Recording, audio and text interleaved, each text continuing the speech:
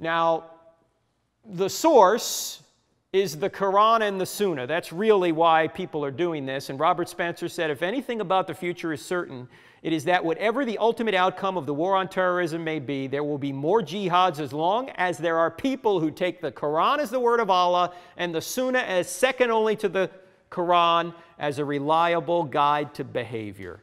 Now, if you want to sum all this up in 2 sentences, I think you can sum up the difference between Islam and Christianity this way. In Islam, your son dies for God. In Christianity, God's son dies for you. That's the most succinct way I can put it.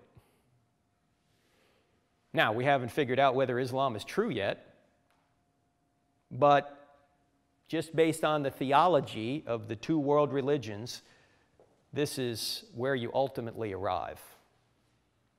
How about the conclusion on jihad? I want to emphasize again, there are many peace-loving Muslims. Thankfully, a majority of Muslims are peace-loving. We all agree on that. But that doesn't mean that there isn't a serious problem with regard to Islam, because Muslims who use violence can find justification for their view in the Quran, the Hadith, the life of Muhammad, and the history of Islam. Sorry for all this cheery news, ladies and gentlemen, but I'm just trying to tell you the truth. The next segment is going to be, but is Islam true? Is Islam true? Here is one thing that gives me big pause. I mentioned earlier about Muhammad initially thinking that he may have been possessed by some sort of demon. This is actually in Haeckel's biography. Stricken with panic, Muhammad arose and asked himself, "What did I see? Did possession of the devil, which I feared all along, come to pass?" He feared the cave might be haunted. This was his initial impression as to whatever he was getting with regard to revelation. He was worried about it. As I mentioned before, his wife Khadijah, who was actually older than him, talked him out of the fact that this could come from the other side, so to speak, and got him to believe it was truly from the same source as Moses. In a later revelation, and this again from Haeckel's biography, Muhammad had not moved from his spot when the revelation came to him, accompanied by the usual convulsions. Muhammad recovered. He sat up and began to wipe his forehead where beads of perspiration had gathered. Now, how many in here have heard of something called the Satanic Verses? Have you heard of this? The Satanic Verses actually was a novel penned by Salman Rushdie in the late 80s. And I think Rushdie himself was a Muslim, but immediately Ayatollah Khomeini put a fatwa on his head. Why?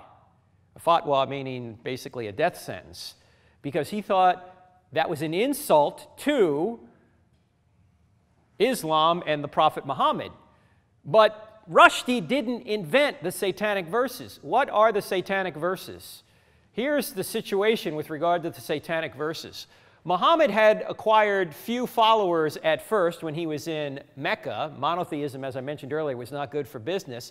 As a result, he initially told some opponents that their idols were divine. In other words, in order to acquiesce and in order to gain some favor with the people in Mecca, he backed off his hard stance with regard to monotheism and said, okay, these couple of deities you have, you can continue to worship them.